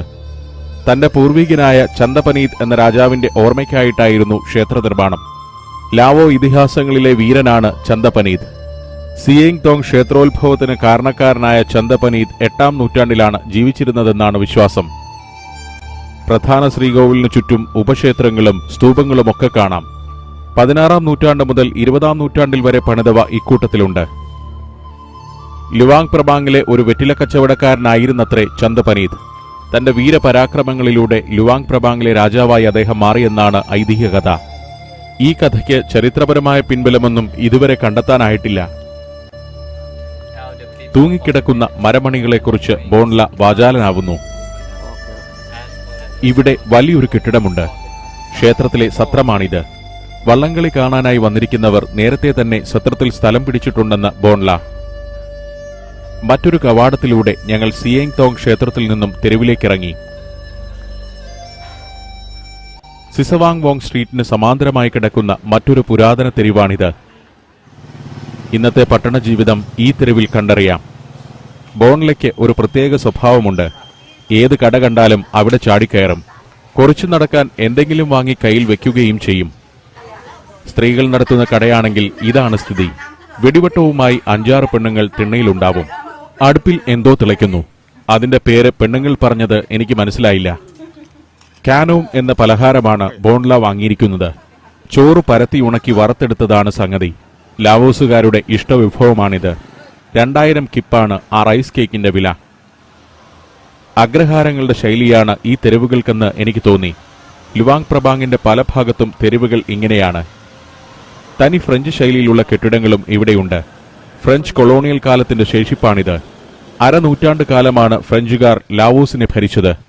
അക്കാലത്തിനിടയിൽ ഇന്നാടിന്റെ ഭാഷയിലും സംസ്കാരത്തിലുമൊക്കെ വലിയ സ്വാധീനം ചെലുത്താൻ അവർക്ക് കഴിയുകയും ചെയ്തു. മറ്റൊരു ക്ഷേത്രത്തിനടുത്താണ് ഞങ്ങൾ നടന്നെത്തിയത്. വാറ്റ് നോങ് സിക്കുൻ മുവാങ്. ലുവാങ് പ്രബാങ്ങിലെ വലിയ ക്ഷേത്രങ്ങളിലൊന്നാണ് ഇത്. 1729-ൽ പണിത ക്ഷേത്രം. 1804-ൽ ഈ ക്ഷേത്രം ആകെ ഒന്ന് പുതുക്കി പണിതിരുന്നു. ഒരു മൊണാസ്ട്രിയും ഇതോടനുബന്ധിച്ചുണ്ട്. ചുടുകട്ട വിരിച്ച ഫുട്പാത്തിലൂടെ നടത്തം തുടർന്നു. തെങ്ങിൻ തോപ്പുകളുടെ കാഴ്ച കേരളത്തെ ഓർമ്മിപ്പിക്കുന്നു. അങ്ങനെ നടക്കുമ്പോഴാണ് ഇവനെ കണ്ടുമുട്ടുന്നത്. ഒരു ടുക് ടുക്. എപ്പോഴും ഇതെനിക്കൊരു കൗതുകമാണ്. മുൻചക്രവും ഹെഡ്ലൈറ്റും പെട്രോൾ ടാങ്കും ഹാൻഡിലുമെല്ലാം ബൈക്കിന്റേത്. പിൻവശമാകട്ടെ ഓട്ടോറിക്ഷ പോലെയും. ശരിക്കും ജപ്പാനാണ് ടുക് ടുക്കിന്റെ ജന്മനാട്. പക്ഷേ തായ്ലാന്റാണ് ഇവന്റെ വിഹാര കേന്ദ്രം. തായ്ലാന്റിൽ നിന്നാണ് ഇത് ലാവോസിലെത്തുന്നത്. പിന്നിൽ വിശാലമായ സൗകര്യമാണ്. 12 പേർക്കെങ്കിലും ഇരിക്കാം. ഞാൻ വാഹനം കണ്ടു നിൽക്കെ അതിന്റെ ഉടമയെത്തി. അയാൾ എനിക്ക് ഷൂട്ട് ചെയ്യാനായി ടുക് ടുക് റൈഡിന്റെ ഡെമോൺസ്ട്രേഷന് തയ്യാറാണ്. തെല്ലൊരു ഗൗരവത്തോടെ ആശാൻ വണ്ടി സ്റ്റാർട്ടാക്കി. മോട്ടോർ ബൈക്കിന്റെ അതേ ശബ്ദം. ഈ ശബ്ദമാണ് വാഹനത്തിന് ടുക് ടുക് എന്ന പേര് സമ്മാനിച്ചതും. ജപ്പാൻ നിർമ്മിത 4-സ്ട്രോക്ക് എഞ്ചിനാണ് ഇവയിൽ ഉപയോഗിച്ചിരിക്കുന്നത്. ലാവോസിലെ ടുക് ടുക് ഡ്രൈവർമാരിൽ ഭൂരിഭാഗവും 35 വയസ്സിൽ താഴെയുള്ളവരാണ്. ഇവരൊക്കെ ഇപ്പോൾ ചെറിയൊരു ഭീതിയിലുമാണ്. പബ്ലിക് ട്രാൻസ്പോർട്ട് സിസ്റ്റം കാര്യക്ഷമമാക്കുന്നതിന്റെ ഭാഗമായി പുതിയ കുറെ ബസ്സുകൾ നിരത്തിലിറക്കാൻ തയ്യാറെടുക്കുകയാണ് ഗവൺമെന്റ്. അതിനു മുന്നോടിയായി ടുക് ടുക്കുകൾ നിരോധിക്കാനാണ് അവർ ആലോചിക്കുന്നത്. ഇത് ശബ്ദമലിനീകരണം ഉണ്ടാക്കുന്നു എന്നത് തന്നെ പ്രധാന കാരണം. ഞങ്ങളും ഇപ്പോൾ ഒരു ടുക് ടുക്കിലാണ്. അതിന്റെ പിൻസീറ്റിൽ ക്യാമറ പുറകോട്ട് തിരിച്ചുവെച്ച് ഞാനിരുന്നു. ലാവോസിന്റെ ഗ്രാമങ്ങളുടെയും ഉൾനാടുകളുടെയും ജീവിതം കാണാൻ മെക്കോങ്ങിലൂടെ ഒരു ബോട്ട് യാത്രയ്ക്കാണ് ഇനി പോകുന്നത്. മെക്കോങ്ങിന്റെ കടവിനരികിൽ വാഹനങ്ങൾ നിരന്നു കിടക്കുന്നു. ഡ്രൈവർ ടുക് ടുക് അവിടെ കൊണ്ടുചെന്ന് നിർത്തി. യാത്രാകൂലിയായ 10,000 കിപ്പ് ബോൺല തന്നെ കൊടുത്തു. തീരത്ത് യൂണിഫോം ധാരികളായ തുഴക്കാർ പത്രാസോടെ വിലസുന്നു. വള്ളംകളിക്കാരായ ഇവരോട് നാട്ടുകാർക്ക് വീരാരാധനയാണ്. ഓരോ ടീമും അവസാനവട്ട പരിശീലനത്തിലാണ്. നമ്മുടെ വേമ്പനാട്ടുകായലിന് പകരം മെക്കോങ്ങിനെയും പോഷക നദികളെയും സങ്കല്പിക്കുക. ഓരോ കരക്കാരാണ് ഇവിടെയും വള്ളംകളിയിൽ ഏറ്റുമുട്ടാൻ പോകുന്നത്. നീളൻ ചുണ്ടൻ വള്ളങ്ങളിൽ വായ്ത്താരിയുമായി അവരങ്ങനെ തുഴഞ്ഞു പോകുന്നു. കേരളത്തിലെ ചുണ്ടൻ വള്ളങ്ങളുടെ നീളമില്ല, അതിലുള്ളയത്ര തുഴക്കാരുമില്ല. വളരെ അച്ചടക്കത്തോടെയാണ് തുഴച്ചിൽ പരിശീലനം. അത് കണ്ടു നിൽക്കെ എനിക്ക് പോകാനുള്ള ബോട്ടെത്തി. മുകളിലെ പലക നീക്കി വേണം കയറാൻ. ചുണ്ടൽ വള്ളം പോലെ തന്നെ വീതി കുറഞ്ഞ ബോട്ട്. മേൽക്കൂരയുണ്ടെന്ന പ്രത്യേകതയേയുള്ളൂ. തുഴച്ചിൽ പരിശീലനക്കാർ അടുത്ത റൗണ്ടിനുള്ള തയ്യാറെടുപ്പിലാണ്. അവരെ പിന്നിട്ട് ഞങ്ങളുടെ ബോട്ട് നീങ്ങി. കടവും ചുണ്ടൻ വള്ളവും അകലെയായി. സിയാങ് തോങ് ക്ഷേത്രത്തിലേക്കുള്ള പ്രധാന കടവാണത്. ആ പടവുകൾ കയറി ഒരു ചെറിയ തെരുവും പിന്നിട്ടാൽ സിയാങ് തോങ് ക്ഷേത്രനടയിൽ എത്തുന്നു. കലങ്ങി ഒഴുകുകയാണ് നദി. ഹുവാ ഹാങ് ന്യ എന്ന് വിളിക്കുന്ന നീളൻ ബോട്ട് കടന്നുപോകുന്നു. മഴ പെയ്തു തുടങ്ങി. ഇന്നത്തെ ഷൂട്ടിങ്ങിനെപ്പറ്റി എനിക്ക് ആശങ്കയും തുടങ്ങി. എങ്കിലും മഴയിലൂടെ ലാവോസിന്റെ പ്രാകൃതമായ ഗ്രാമീണ ജീവിതം കണ്ടിരിക്കുന്നത് രസമാണ്. മെക്കോങ്ങിന്റെയും നാംഖാൻ നദിയുടെയും സംഗമസ്ഥാനമാണ് ഇത്. ആ ജംഗ്ഷനിൽ പുല്ലുമേഞ്ഞ ചെറിയൊരു ചായക്കട. നദിയിലൂടെ പോകുന്നവർ ബോട്ടടുപ്പിച്ച് അവിടെ ഒരു ചായ കുടിക്കാൻ കയറുന്നതൊക്കെ പതിവ് രീതികൾ. ഗൈഡ് ബോൺലയ്ക്ക് പ്രത്യേകിച്ചൊന്നും പറഞ്ഞു തരാനില്ല. മിക്ക നേരത്തും അലസനായി ഇങ്ങനെ ഇരിക്കുകയാണ് അവന്റെ രീതി. മറുകരയിലേക്ക് നോക്കുമ്പോൾ മെക്കോങ് സമുദ്രം തന്നെയാണെന്ന് തോന്നിച്ചു. മഴക്കാടുകൾ നിറഞ്ഞ മലനിരകൾ സമുദ്രത്തിലെ ദ്വീപുകളാണെന്നും തോന്നി. തീരം ചേർന്നാണ് ബോട്ട് നീങ്ങുന്നത്. കരയോടടുപ്പിച്ച് ഇങ്ങനെ കുറേ ബോട്ടുകൾ നിർത്തിയിട്ടിരിക്കുന്നത് കണ്ടാലറിയാം അതിനടുത്തായി ഒരു ഗ്രാമമുണ്ടെന്ന്. ലുവാങ് പ്രബാങ് നഗരം ഏറെ പിന്നിലായി കഴിഞ്ഞു. മെക്കോങ്ങിന്റെ തീരങ്ങളിലെല്ലാം തഴച്ചു വളരുന്ന മരങ്ങളും മുളങ്കാടുകളുമാണ്. ഇങ്ങനെ ഒന്നോ രണ്ടോ വീടുകളെ നദിയിൽ നിന്ന് നോക്കുമ്പോൾ കാണൂ. ലാവോസിലെ ഗോത്രജനവിഭാഗങ്ങളിൽ വലിയൊരു ഭാഗം നിവസിക്കുന്നത് മെക്കോങ് തീരത്തെ ഗ്രാമങ്ങളിലാണ്. ഗ്രാമത്തിലേക്കോ അവിടുത്തെ പ്രധാന സ്ഥാപനത്തിലേക്കോ ഇങ്ങനെ നദിയിൽ നിന്ന് നേരിട്ട് കയറിപ്പോകാവുന്ന പടവുകൾ കാണാം. പല ഗ്രാമങ്ങൾക്കും പുറം ലോകത്തേക്ക് തുറക്കുന്ന ഏകമാർഗം ഇത്തരം പടവുകളായിരിക്കും. ചിലയിടത്ത് വെള്ളത്തിൽ ഉയർന്നു നിൽക്കുന്ന ചെറുകൂരകൾ കാണാം. ഒരു മീൻകെട്ടാണിത്. ഇത്തരം ധാരാളം ഫിഷ് ഫാമുകൾ മെക്കോങ്ങിലുണ്ട്. ഒരു വലിയ ബോട്ടിനടുത്തേക്ക് ഞങ്ങളുടെ ബോട്ടെടുത്തു. ആ ബോട്ടിന് മേൽ പാർട്ടിക്കൊടിയും ദേശീയ പതാകയും ഒക്കെ കാണുന്നു. ഇതൊരു പെട്രോൾ പമ്പാണ്. മെക്കോങ്ങിലൂടെ നീങ്ങുന്ന ബോട്ടുകൾക്ക് ഇന്ധനം നിറയ്ക്കാനുള്ള പ്രത്യേക സജ്ജീകരണം. ലുവാങ് പ്രബാങ്ങിൽ നിന്നും ഒഴുക്കിനെതിരെ മേലെ ഭാഗത്തേക്ക് പോകുന്ന ബോട്ടുകൾ ഇവിടെ നിന്നാണ് ഇന്ധനം നിറയ്ക്കുക. ഡ്രൈവർ ഇറങ്ങി ബോട്ടിനെ ആ ഫ്ലോട്ടിംഗ് ഫ്യൂവൽ സ്റ്റേഷനുമായി ചേർത്ത് കെട്ടി. വലിയ താമസമൊന്നുമുണ്ടായില്ല. ഡീസലടിയൊക്കെ പെട്ടെന്ന് കഴിഞ്ഞു. പണം കൊടുത്ത് ബോട്ട് യാത്ര തുടർന്നു. അടുത്ത ബോട്ടിന്റെ വരവ് കാത്തിരിക്കുകയാണ് പമ്പുകാരൻ. കുറച്ചുകൂടി മുകളിലേക്ക് നീങ്ങുമ്പോൾ ആറ്റിൻ തീരത്തേക്ക് ഇറക്കിക്കെട്ടിയുണ്ടാക്കുന്ന ആധുനികമായ കെട്ടിടങ്ങൾ കാണാം. ടൂറിസ്റ്റുകളെ ലക്ഷ്യമിടുന്ന ഹോട്ടലോ റിസോർട്ടോ ആണത്. ഇന്റർനാഷണൽ സർവീസ് നടത്തുന്ന ബോട്ടാണ്. യാത്രികർക്ക് ഒന്നോ രണ്ടോ ദിവസം താമസിക്കാനുള്ള സൗകര്യമുണ്ട് ഇതിൽ. ഇക്കാണുന്ന തരം ചെറിയ ബോട്ടുകളാണ് മെക്കോങ്ങിൽ ലോക്കൽ ട്രാൻസ്പോർട്ടേഷനുള്ളത്. ഹുവാ ഹാങ് ന്യ എന്ന പരമ്പരാഗത ബോട്ട്. ഇപ്പോൾ ടൂറിസ്റ്റുകൾക്ക് വേണ്ടിയാണ് ഇത്തരം ബോട്ടുകൾ കൂടുതലായും സർവീസ് നടത്തുന്നത്. അടുത്ത കാലം വരെ ലാവോസിന്റെ അതിരിനകത്തെ മെക്കോങ്ങിൽ സ്പീഡ് ബോട്ട് സർവീസ് ഉണ്ടായിരുന്നു. ലുവാങ് പ്രബാങ്ങിൽ നിന്നും തായ്ലാൻഡിലേക്ക് വരെ ഒറ്റ ദിവസം കൊണ്ട് എത്താവുന്ന ബോട്ടുകൾ. സ്പീഡ് ബോട്ട് അപകടങ്ങൾ പതിവാവുകയും ശബ്ദമലിനീകരണം വലിയ പ്രശ്നമാവുകയും ചെയ്തപ്പോൾ ലാവോസ് ഗവൺമെന്റ് അത്തരം ബോട്ടുകൾ നിരോധിക്കുകയാണുണ്ടായത്. നീളം കൂടിയ ഹുവാ ഹാങ് ന്യാകളാണ് ഇന്ന് മെക്കോങ്ങിന്റെ നിറസാന്നിധ്യം. 50 അടി വരെ നീളമുള്ള ഇത്തരം ബോട്ടുകൾ ഈ നദിയിൽ കാണാം. ഗ്രാമക്കടവിൽ നിരവധി ബോട്ടുകൾ നിർത്തിയിട്ടിരിക്കുന്നു. മെക്കോങ് തീരവാസികളായ ലാവോസുകാർ നമ്മുടെ കുട്ടനാട്ടുകാരെ പോലെയാണ്. അടുത്ത ഗ്രാമത്തിലേക്കോ വിദ്യാലയത്തിലേക്കോ പോകാൻ ജലവാഹനങ്ങൾ വേണം. ഞാൻ യാത്ര ചെയ്യുന്നതും ഒരു ഹുവാ ഹാങ് ന്യായിലാണ്. 10 പേർക്ക് സുഖമായി സഞ്ചരിക്കാം. ഇത്തരം ബോട്ടുകളിൽ ടോയ്ലറ്റ് നിർബന്ധമാണ്. അതിനകമാകട്ടെ പ്രാകൃത അവസ്ഥയിലായിരിക്കും. $60 ഈ ബോട്ട് നമ്മുടെ ഗൈഡ് ബോൺല തന്നെയാണ് സംഘടിപ്പിച്ചത്. ഇടയ്ക്ക് ചരക്ക് കൊണ്ടുപോകുന്ന ഇരുനില ബോട്ടുകൾ കാണാം. മുകൾ നിലയിൽ ആളുകൾക്ക് താമസിക്കാം. മുന്നിലെ വിശാലമായ ഭാഗത്താണ് ചരക്ക് കയറ്റുക. തീരത്ത് വാഴയും കപ്പയും കർമൂസും വളരുന്ന തൊടികൾ. മെക്കോങ്ങിൽ നിന്നും ഗ്രാമങ്ങളിലേക്ക് വെള്ളം കൊണ്ടുപോകുന്ന പമ്പിംഗ് കേന്ദ്രവും പിന്നിട്ട് ബോട്ട് നീങ്ങി. മഴയുടെ ശക്തി കൂടിയിരിക്കുന്നു. ബോട്ടിന്റെ വശങ്ങളിലെ കീറിപ്പറഞ്ഞ കർട്ടനൊക്കെ വലിച്ചിട്ട് ഞങ്ങൾ ഇരുന്നു. ഡ്രൈവർ പയ്യനെങ്കിലും പരിചയസമ്പന്നനാണ്. മഴയത്ത് പുറത്തെ കാഴ്ചകളുടെ പൊലിമ കുറയും. എന്നാൽ ഈ മഴ ലാവോസ് ജീവിതത്തിന്റെ ഭാഗമാണ്. മഴയും പുഴയുമാണ് ഇന്നാടിനെ ഹരിതാഭമാക്കുന്നത്. ഒരു ഗ്രാമം പിന്നിട്ടാൽ പിന്നെ കുറേ ദൂരം മഴക്കാടുകളുടെ കാഴ്ചയാണ്. വന്യമായ ഭാവത്തിൽ പ്രളയജലം കുത്തിയൊഴുകുന്ന നദിയിലൂടെ പെരുമഴയത്തുള്ള ഈ ഏകാന്ത യാത്ര വേറിട്ടൊരനുഭവം തന്നെ.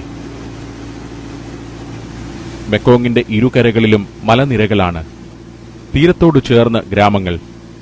അവിടെ ഒരു ക്ഷേത്രമോ ബുദ്ധവിഹാരമോ ആകാം കാണുന്നത്. അത് കഴിഞ്ഞാൽ വീണ്ടും വനനിരകൾ. ഗ്രാമങ്ങളെ ബന്ധപ്പെടുത്തി സർവീസ് നടത്തുന്ന യാത്രാ ബോട്ടാണ് ഇത്. ഇതാകട്ടെ രാജ്യാന്തര സർവീസ് നടത്തുന്നതാണ്. മുന്നിൽ പാറുന്ന പതാക അതിന്റെ തെളിവ്. തായ്ലാന്റിലെ ഹുവായിസായ് പട്ടണത്തിൽ നിന്നും സഞ്ചാരികളുമായി വരുന്ന ബോട്ട്. 2 ദിവസം കൊണ്ടാണ് ഇത് തായ്ലാന്റിൽ നിന്നും ലുവാങ് പ്രബാങ്ങിൽ എത്തുന്നത്. പാക് ബംഗ് എന്ന ഗ്രാമത്തിലാണ് 1-ാം ദിവസം രാത്രി ഇത്തരം ബോട്ടുകളിലെ സഞ്ചാരികൾ പാർക്കുക. തീരം ഇത്തരത്തിൽ ഇടിഞ്ഞു വീണുകൊണ്ടിരിക്കുന്നതാണ് മെക്കോങ്ങിലെ ഒരു കാഴ്ച. ദുർബലമായ ചെമ്മണ്ണിന്റെ കുന്നുകളാണ്. മഴക്കാലമാകുമ്പോൾ മണ്ണിടിച്ചിലിന്റെ തോത് കൂടും. തീരഗ്രാമങ്ങളുടെ നിലനിൽപ്പിന് തന്നെ ഭീഷണിയാവും വിധമാണ് മണ്ണിടിച്ചിൽ. മലകളിലെ വനനശീകരണം തീരങ്ങളുടെ തകർച്ചയുടെ ആക്കം കൂട്ടുന്നു. കനത്ത മഴക്കാലം മെക്കോങ് തീരവാസികളുടെ ദുരിതകാലമാണ്. വെള്ളപ്പൊക്കം ലാവോസിലെ 1.5 ലക്ഷം ഗ്രാമീണരെയാണ് കെടുതിയിലാക്കുന്നത്. കുത്തിയൊഴുകുന്ന നദിയിൽ മരക്കുറ്റികളും മറ്റും ഒഴുകി നീങ്ങുന്നു. സ്വതവേ കലങ്ങിയൊഴുകുന്ന നദിയാണ് മെക്കോങ്. മഴക്കാലത്ത് തീരത്തെ ചെമ്മണ്ണ് കലർന്ന് ഇത് ഒന്നുകൂടി കലങ്ങും. ഒട്ടേറെ ചരിത്രവും ഒഴുകിയ നദിയാണിത്. 2-ാം ഇന്തോ ചൈന യുദ്ധകാലത്ത് പടയാളികളും ആയുധങ്ങളുമായി നിരവധി ബോട്ടുകൾ ഇതിലൂടെ കടന്നുപോയിരുന്നു. ലാവോസിന്റെ മാത്രമല്ല, ചൈന മുതൽ വിയറ്റ്നാം വരെയുള്ള രാജ്യങ്ങളുടെ ചരിത്രം മെക്കോങ്ങുമായി ബന്ധപ്പെട്ട് കിടക്കുന്നു. ഈ നദിയുടെ തീരങ്ങളിലാണ് ലാവോസിന്റെ കൃഷിഭൂമിയിൽ ഏറിയ ഭാഗവും. വെള്ളപ്പൊക്കം കൃഷിയെയും ബാധിക്കുന്നുണ്ട്. ഓരോ സീസണിലും ഇവിടെ 65,000 ഹെക്ടറിലെ കൃഷി വെള്ളപ്പൊക്കത്താൽ നശിക്കുന്നു. ഞങ്ങളുടെ ബോട്ട് ആദ്യ ഗ്രാമത്തിലേക്ക് അടുക്കുകയാണ്. ബാങ് സാങ് ഹായ് എന്നാണ് ഈ ഗ്രാമത്തിന്റെ പേര്. ഗ്രാമത്തിലെ ഒരു ബോട്ട് ജെട്ടി ഇതാണ്. മുളഞ്ചെങ്ങാടം പോലുള്ള ഫ്ലോട്ടിംഗ് ജെട്ടി. കുശവന്മാരുടെ പുരാതന ഗ്രാമമാണ് സാങ്ഹായ്. ജീർണിച്ച ജെട്ടിയിൽ ബോട്ട് അടുത്തു. മുകൾ വശം തുറന്ന ബോട്ടിൽ നിന്നും ഞങ്ങൾ പുറത്തിറങ്ങി. ഗ്രാമത്തിന്റെ മറ്റൊരു ഭാഗത്ത് ഒരു കടവുകൂടിയുണ്ട്. ഞങ്ങൾ അവിടം വരെ നടന്നെത്തിക്കൊള്ളാമെന്നാണ് ബോട്ട് ഡ്രൈവറോട് പറഞ്ഞിരിക്കുന്നത്. അവിടേക്ക് പോകാൻ ഡ്രൈവർ ബോട്ട് സ്റ്റാർട്ട് ചെയ്തു. മഴയിൽ കുതിർന്ന മരപ്പടികളിലൂടെ ഞങ്ങൾ സാങ്ഹായ് ഗ്രാമത്തിലേക്ക് കയറി. ഇതാണ് ഗ്രാമത്തിന്റെ പടിപ്പുര. വിസ്കി വില്ലേജ് എന്ന് വിദേശികൾ ഇട്ടുകൊടുത്ത ഒരു പേരുകൂടിയുണ്ട് ബാങ് സാങ്ഹായ് ഗ്രാമത്തിന്. ചാരായം വാറ്റിലാണ് ഈ ഗ്രാമക്കാരുടെ പ്രധാന തൊഴിൽ. പടിപ്പുരയിലേക്ക് കയറിയെത്തുമ്പോൾ കാണുന്നത് മൂടിവെച്ച കുറെ മൺകുടങ്ങളാണ്. ചാരായം വാറ്റാനായി കോട കലക്കി വെച്ചിരിക്കുകയാണ് ഇതിലൊക്കെ. അരിയിൽ നിന്നാണ് ഇവർ വീര്യമേറിയ ചാരായമുണ്ടാക്കുന്നത്. കോട പദം വരുത്താൻ ഒരാഴ്ച ഇങ്ങനെ വെക്കും. പടിപ്പുര കടന്ന് സാങ്ഹായ് ഗ്രാമത്തിലേക്ക് നടന്നു. അലസവിലാസനായി ബോൺല അങ്ങനെ മുന്നിൽ നടക്കുന്നു. വികസനമൊന്നുമെത്താതെ ഇപ്പോഴും പ്രാകൃതാവസ്ഥയിൽ കിടക്കുന്ന ഗ്രാമം. ഒരു നെടുംപുരയിലേക്ക് ബോൺല ചാടിക്കയറി. ഒരു കോണിൽ ഒരു സ്ത്രീ ഇരുന്ന് തേങ്ങ ചുരണ്ടുന്നുണ്ട്. നാളെ പൗർണമി ദിനമാണ്. ബുദ്ധഭിക്ഷുക്കൾക്ക് ഭിക്ഷയായി നൽകാൻ വിശേഷപ്പെട്ട പലഹാരമുണ്ടാക്കാനുള്ള തയ്യാറെടുപ്പാണിത്. ഒരു ബോട്ട് കടവിലടുത്തിരിക്കുന്നു. ഗ്രാമങ്ങളെ ബന്ധപ്പെടുത്തി സ്ഥിരമായി സർവീസ് നടത്തുന്ന ബോട്ടാണ്. ഇവിടെ നിന്നും 1-2 പേർ അതിൽ കയറി. യാത്രകൾക്ക് മെക്കോങ് തീരത്തെ ഗ്രാമീണരുടെ പ്രധാന ആശ്രയമാണ് ഇത്തരം ബോട്ടുകൾ. പട്ടിയും ചാക്കുകെട്ടുമെല്ലാമുണ്ട്. ചുവന്നൊഴുകുന്ന മെക്കോങ്ങിലൂടെ അടുത്ത ഗ്രാമക്കടവ് ലക്ഷ്യമാക്കി ബോട്ട് നീങ്ങുകയാണ്. വലിയ സ്വപ്നങ്ങളോ ലക്ഷ്യങ്ങളോ ഇല്ലാത്ത ലാവോസിലെ സാധാരണ ഗ്രാമീണരുടെ ജീവിതം ഇങ്ങനെയൊക്കെയാണ്. നദി പ്രക്ഷുബ്ധമാകുമ്പോഴും ശാന്തവും ലളിതവുമായി അവരുടെ ജീവിത നൗക നീങ്ങുന്നു. ഈ കുടുംബത്തിലെ മുതിർന്ന അംഗം ഇവിടെയുണ്ട്. ഞാൻ അദ്ദേഹത്തെ പരിചയപ്പെട്ടു. ടിറ്റ്മൻ എന്നാണ് പേര്. അദ്ദേഹം തന്നെ അത് വ്യക്തമാക്കി. എന്റെ ക്യാമറ കണ്ടതോടെ 2 കുഞ്ഞുങ്ങൾ അടുത്തുകൂടി. കീച്ചെയിൻ വിൽപ്പനക്കാരികളാണ്. ടിറ്റ്മൻ അപ്പൂപ്പൻ വീട്ടിൽ നിന്നിറങ്ങുകയാണ്. ഗ്രാമത്തെരുവിലേക്കാണ് പോക്ക്. അവിടമൊക്കെ കാണാൻ ഇദ്ദേഹം എന്നെയും വിളിച്ചു. അപ്പൂപ്പനു പിറകെ ഞാനും ഗ്രാമപാതയിലേക്ക് ഇറങ്ങി.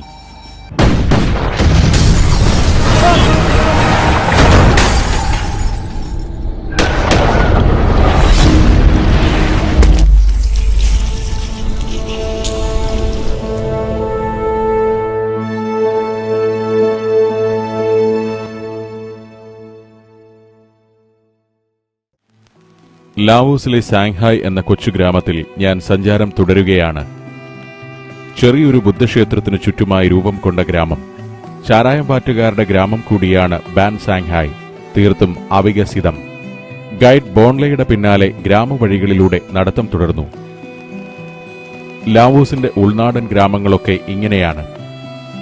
ഇപ്പോൾ ടൂറിസ്റ്റുകളെത്തുന്ന ഒരു പ്രദേശമാണ് സാങ്ഹായ്. ചില തെരുവുകളിൽ പ്രാദേശികമായി നെയ്ത തുണികളുടെയും കരകൗശല വസ്തുക്കളുടെയും ഒക്കെ കടകളുണ്ട്. ആധുനിക ജീവിതത്തിൽ നിന്നും 1 നൂറ്റാണ്ടെങ്കിലും പിറകിലാണ് ഈ ഗ്രാമങ്ങളിലുള്ളവരൊക്കെ എന്ന് തോന്നി.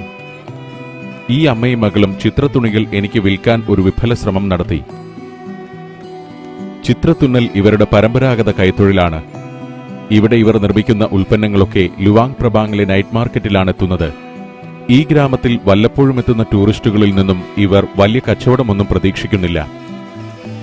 അങ്ങനെ നിൽക്കെ മഴ പെയ്തു തുടങ്ങി. ഒരു കടയിറമ്പിൽ കയറി തെരുവിന്റെ കാഴ്ചകളും കണ്ട് ഞാൻ നിന്നു. കടയിലൊക്കെ സ്ത്രീ പ്രാതിനിധ്യമാണ് കൂടുതലും.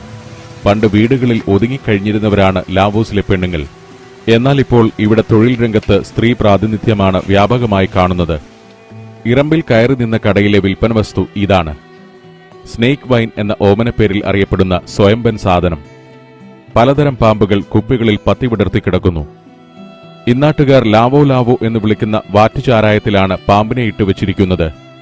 ഇൻഡോ ചൈന മേഖലയിലെ വിശിഷ്ട ലഹരി പാനീയമാണ് ഈ സ്നേക്ക് വൈൻ. ചെറിയൊരു കുപ്പിക്ക് 60,000 കിപ്പ്. പല വിലയും വീര്യവുമുള്ള ചാരായം പല അളവ് കുപ്പികളിൽ. ഇവിടെ ഒരു വല്യമ്മ നടത്തുന്ന ഒരു കടയുണ്ട്. വിൽപ്പന സ്നേക്ക് വൈൻ തന്നെ. കൊടും വിഷമുള്ള എല്ലാ ജാതികളുമുണ്ട് കുപ്പികളിൽ. മൂർഖനും അണലിയും മാത്രമല്ല, വമ്പൻ പഴുതാരയും തേളുമൊക്കെ ഈ പാനീയത്തിൽ ചേരുവകളാകുന്നു. വിഷജന്തുക്കൾ വാറ്റുചാരായത്തിൽ മാസങ്ങളോളം കിടക്കുമ്പോൾ അവയുടെ വിഷം ചാരായത്തിൽ കലരുമെന്നാണ് സ്നേക്ക് വൈനിന്റെ തത്വം. ചില പച്ചമരുന്നുകൾ കൂടി ഇതിലിട്ടു വെക്കുന്നുണ്ട്. അതുകൂടിയാകുമ്പോൾ ഈ ചാരായം ആരോഗ്യദായകമായ ലഹരി പാനീയമാവുന്നു. ലാവോസ്, വിയറ്റ്നാം, തായ്ലാന്റ് എന്നീ രാജ്യങ്ങളാണ് യഥാർത്ഥ സ്നേക്ക് വൈനിന്റെ കുത്തകക്കാർ. ലാവോസിൽ മെക്കോങ് തീരത്തെ വനഗ്രാമങ്ങളിൽ സ്നേക്ക് വൈനിനു വേണ്ടി പാമ്പിനെയും തേളിനെയും വളർത്തുന്ന പ്രത്യേക ഫാമുകൾ തന്നെയുണ്ട്. വിഷമുള്ള പാമ്പിനെയും തേളിനെയും പഴുതാരയെയും ഒക്കെ മാത്രമേ ഇതിൽ ഉപയോഗിക്കൂ. റൈസ് വൈൻ എന്നാണ് ഇവർ ചാരായത്തെ വിശേഷിപ്പിക്കുന്നത്. കടയിൽ നിന്നിറങ്ങി. ഗ്രാമീണർ നിർമ്മിച്ച ദാരുശില്പങ്ങളൊക്കെ വിൽക്കുന്ന ഒരു കട, പിന്നെ ഒരു നെയ്ത്തുശാല. ലുവാങ് പ്രബാങ് ഹാൻഡിക്രാഫ്റ്റ് അസോസിയേഷൻ മുൻകൈയെടുത്ത് ഈ ഗ്രാമങ്ങളിൽ നിന്നൊക്കെ ഇത്തരം ഉൽപ്പന്നങ്ങൾ ഇപ്പോൾ വൻതോതിൽ കയറ്റുമതി ചെയ്യുന്നുണ്ട്. ഗോത്രചിഹ്നങ്ങളുള്ള ഇത്തരം അലങ്കാര തുണികൾ സായിപ്പിന് കൗതുകമാണ്. ലുവാങ് പ്രബാങ്ങിലെ മാർക്കറ്റിലേക്കും ഇതെത്തുന്നുണ്ട്. നടന്ന് ഗ്രാമമധ്യത്തിലെത്തിയിരിക്കുന്നു. മരം കൊണ്ട് നിർമ്മിച്ച പഴഞ്ചൻ കെട്ടിടങ്ങൾ. അതിനിടയിലൂടെ ആറ്റുതീരത്തേക്ക് നീണ്ടുകിടക്കുന്ന മൺറോഡ്. വീടിന്റെ മുറ്റവും റോഡുമെല്ലാം ഒന്നു തന്നെ. ഇതിലും പ്രാകൃതമാണ് ലാവോസിലെ മറ്റു പല ഗ്രാമങ്ങളും. ചില മരവീടുകൾ ഇരുനിലയുള്ളവയാണ്. ഗ്രാമത്തിലെ സമ്പന്നരുടേതാവാം ഇവ.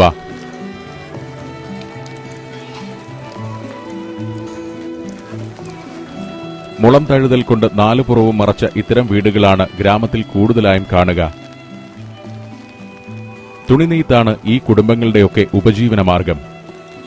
വീടിനു മുന്നിൽ പഴയതരം കൈത്തറി കിടക്കുന്നു. ഒരു കൈയിൽ ക്യാമറയും മറുകൈയിൽ കുടയുമായി ഏറെ ശ്രമപ്പെട്ടാണ് എന്റെ നടത്തം. ബോൺല ഏറെ മുന്നിലായി കഴിഞ്ഞു. കവലയിൽ ഒരു നാടൻ ചായക്കട. അത് പിന്നിട്ട് ഞങ്ങൾ ഗ്രാമത്തിന്റെ രണ്ടാമത്തെ കടവിലേക്ക് ഇറങ്ങുകയാണ്. ഇവിടെ രണ്ടുപേരുണ്ട്. മൊട്ടത്തലക്കാരന്റെ പേര് തോങ്. അടുത്തിരിക്കുന്നത് തോങ്ങിന്റെ സുഹൃത്ത് വുങ്. വുങ്ങിന്റെ സ്ഥാപനമാണിത്. ഇവിടുത്തെ വ്യവസായം എന്താണെന്നോ? ചാരായം വാറ്റൽ. വാറ്റു സംഘത്തിൽ ഏതാനും പെൺകുട്ടികൾ കൂടിയുണ്ട്. ചെമ്പുവീപ്പയിൽ കോട തിളച്ചുകൊണ്ടിരിക്കുന്നു. ചാരായമെത്തുന്നത് ഇങ്ങനെ. ഇതിവിടെ നിയമവിരുദ്ധ പ്രവർത്തനമൊന്നുമല്ല. ഗവൺമെന്റ് അംഗീകാരത്തോടെയാണ് വാറ്റ്. അരിയിൽ നിന്ന് വാറ്റിയെടുക്കുന്ന ലാവോ ലാവോ എന്ന വീര്യമേറിയ ഈ മദ്യം ലാവോസിൽ എവിടെയും ലഭിക്കും. ഭരണികളിൽ മൂടിവച്ചിരിക്കുന്നതൊക്കെ കോടയാണ്. അതിനു മുകളിൽ കയറിയിരുന്നാണ് സുഹൃത്തുക്കളുടെ കൊച്ചുവർത്തമാനം. വാറ്റുപുരയിൽ നിന്നും ഞങ്ങൾ കടവിലേക്കിറങ്ങി. അവിടെ നമ്മുടെ ഡ്രൈവർ നേരത്തെ തന്നെ ബോട്ടുമായി വന്ന് കാത്തുകിടപ്പുണ്ട്. ബോൺല അനായാസം ചാടിയിറങ്ങി ബോട്ടിലേക്ക് നടന്നു. എനിക്ക് ക്യാമറയുമായി അത്ര എളുപ്പം മരപ്പാലം കടക്കാനാവില്ലല്ലോ. ക്യാമറ ഓഫാക്കി പാലം കടന്ന് ബോട്ടിൽ കയറിപ്പറ്റി. ഡ്രൈവർ പയ്യൻ മേൽപ്പലക വലിച്ചും തള്ളിയും യഥാസ്ഥാനത്തുറപ്പിച്ചു. പിന്നെ തന്റെ കാലില്ലാ കസേരയിൽ ചെന്നിരുന്ന് ബോട്ട് സ്റ്റാർട്ടാക്കി. ഞങ്ങൾ സാങ്ഹായ് ഗ്രാമത്തോട് യാത്ര പറഞ്ഞു. ആധുനികതയിൽ നിന്നകന്ന് നദിക്കും വനത്തിനുമിടയിൽ ഒറ്റപ്പെട്ടു നിൽക്കുന്ന ഗ്രാമങ്ങൾ.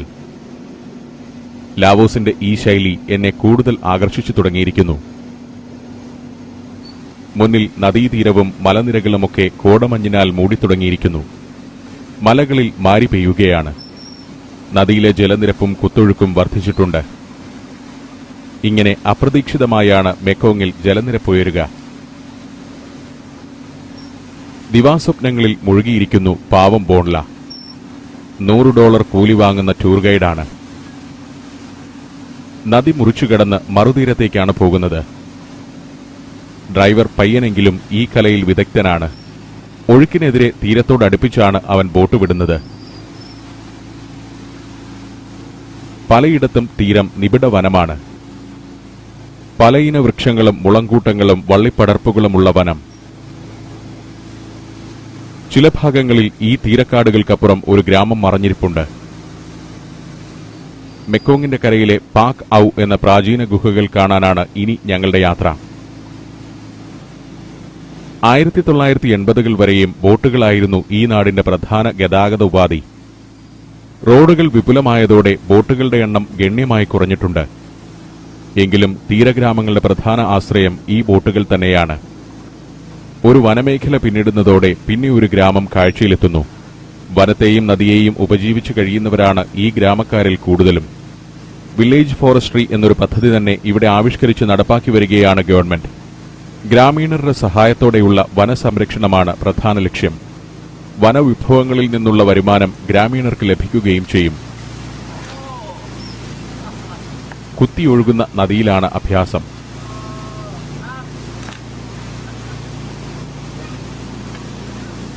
മറ്റൊരു ഗ്രാമത്തിന്റെ കടവാണിത്.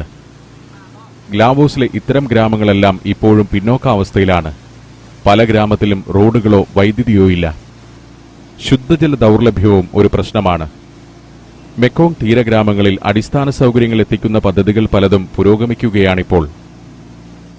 കുറേക്കൂടി മുകളിലേക്ക് ചെന്നപ്പോൾ ഭൂപ്രകൃതിയിൽ ആകെ ഒരു മാറ്റം പ്രകടമായി. നദീതീരത്ത് കുത്തിനെ എഴുന്നു നിൽക്കുന്ന മലകൾ. അവിടെ കുറെ ബോട്ടുകളൊക്കെ നിർത്തിയിട്ടിരിക്കുന്നു.